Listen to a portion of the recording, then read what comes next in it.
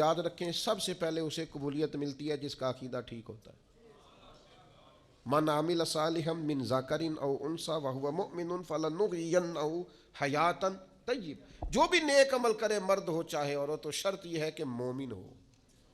شرط یہ ہے کہ اگر مومن ہو تو پھر قبولیت ہے. فلنحینہ حیاتا طیبہ، پھر ہم اسے پاکیزہ زندگی دیں گے. اگر ایمان نہیں تو کوئی عمل بھی قابل قبول نہیں ہے. اور اگر ایمان ہے تو پھر اعمال کی قبولیت بھی میسر آئے گی.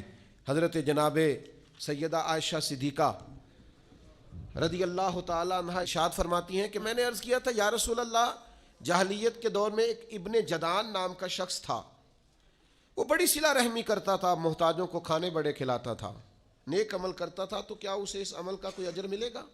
یہ مسلم شریف میں حدیث ہے. تو نبی پاک علیہ السلام نے فرمایا نہیں ملے گا، اس لیے کہ اس نے ایک دن بھی یہ نہیں کہا تھا کہ اے میرے رب حساب و کتاب کے دن میری خطائیں معاف کرنا. اس نے رب کو ایک دن بھی نہیں پکارا، اللہ پر ایمان نہیں لایا، جتنی مرضی صلہ رحمی کی، جتنے مرضی نیک عمل کی، اجر نہیں ملے گا. تو پھر کافر کو اجر نہیں ملے گا تو ہوگا کیا؟ علماء نے لکھا ہے اس کی نیکیوں کا اجر اللہ اسے دنیا میں دے دے گا. اسے رزق میں وسعت مل گئی، کوئی اور آسانی اسے مل گئی، لیکن قیامت میں نیک اعمال کی قبولیت اس کو ملے گی جس کا عقیدہ ٹھیک ہوگا اور ایمان اس کا پکا ہو. تو اگر ایمان لڑکھڑاتا ہوا ہو تو نیکیاں جتنی مرضی کریں، یقین کامل ہی نہیں، قلہ مضبوط ہی نہیں، تو نیک اعمال کرنے کا کوئی نفع حاصل ہے. قبولیت تب ملے گی جب عقائد درست ہوں گے. آپ کی خدمت میں عرض کروں گا، کبھی زندگی میں اپنا عقیدہ نہ بگڑنے دینا. نبی پاک کے ہر صحابی کو آنکھوں کا تارا بنا کے رکھنا، دل کی ٹھنڈک بنا کے رکھنا، اور محبوب کی اولاد کے اس طرح غلام رہنا کہ اپنی اولاد کو بھی حضور کی اولاد کی غلامی بتا کے جانا صلی اللہ تعالی. تو ایک تو قبولیت کے لیے ایمان کا خالص ہونا شرط ہے، اور دوسرا اعمال کی قبولیت کے لیے شرط ہے کہ عمل بالکل خالص اللہ کے لیے کیا جائے. ذرا سا شائبہ اس کے اندر، ذرا سی غیر کے لیے نیت، ذرا سا ارادہ بھی کسی کو پتہ چل جائے، شہرت ہو جائے، کسی بندے تک پتہ چل جائے میں نے ذرا سا شائبہ بھی کام کرے، ذرا سی ملاوٹ بھی ہو تو. جناب سیدنا ابو امامہ باہلی رضی اللہ تعالیٰ عنہ بیان کرتے ہیں، نسائی شریف میں حدیث موجود ہے. آپ فرماتے ہیں کہ نبی پاک صلی اللہ تعالیٰ علیہ وسلم کی خدمت میں عرض کیا کہ یا رسول اللہ، ایک شخص جنگ کے لیے اور اس کی دونوں نیتیں ہیں.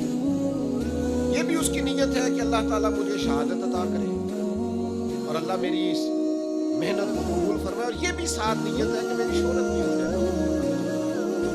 ایسا نہیں ہے کہ رضا الہی کی سرے سے نیت نہیں، رضا الہی کی نیت بھی ہے، پوری ہے کہ اللہ راضی ہو جائے، شہادت کا مرتبہ نصیب ہو جائے، لیکن ساتھ وہ چاہتا ہے چلو تھوڑی بہت شہرت. ایسا نہیں کہ نیت اس کی کنفرم عبادت کی نہیں، عبادت کی بھی ہے لیکن ساتھ تھوڑا بہت ارادہ شہرت کا بھی ہے.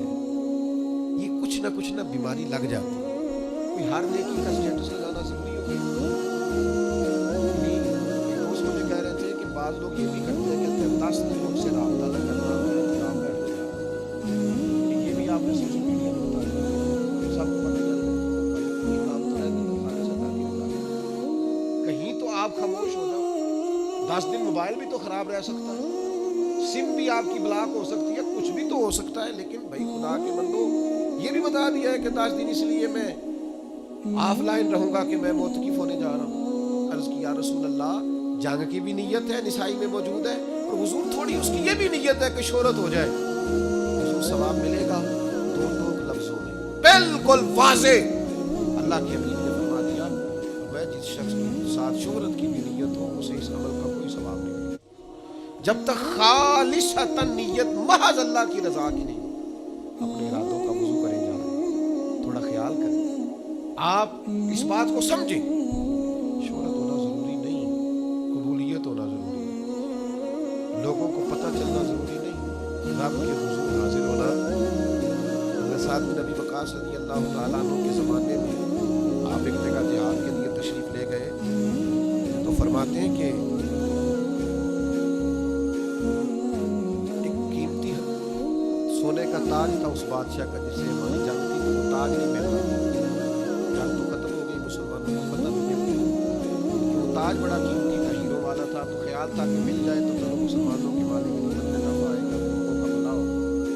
تو رات کے وقت ایک نوجوان مجاہد چادر اوڑے بکل مارے میرے خیمے میں آیا، اور اس نے وہ اپنی چادر کی گوٹ سے وہ تاج نکال کے دیا، کہا آج مسائے شام کے ساتھ تمہیں دینے آیا۔ وہ رکھ کے وہ چلا، تو میں نے اسے پیچھے سے آواز دی، میں نے کہا آپ مجاہد تو ہیں پر غریب آدمی لگتے ہیں۔ کہنے لگا گھر سے جب آیا تھا تو بچوں کے لیے چند دنوں کا کھانا تھا۔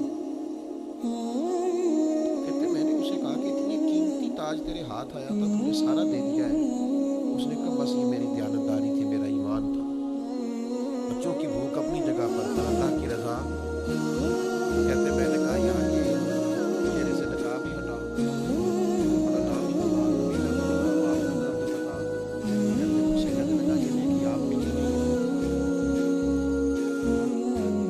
یہ میں نے رب رسول کے لیے کی ہے، اور جن کے لیے کی ہے نا وہ میرا چہرہ بھی جانتے ہیں، نام بھی جانتے ہیں، باپ کا نام بھی جانتے ہیں، قبیلہ بھی جانتے ہیں۔ آپ کے لیے جن کے لیے کی ہے وہ انہ علیم بذات الصدور، تو دلوں میں چھپے راز جانتا ہے۔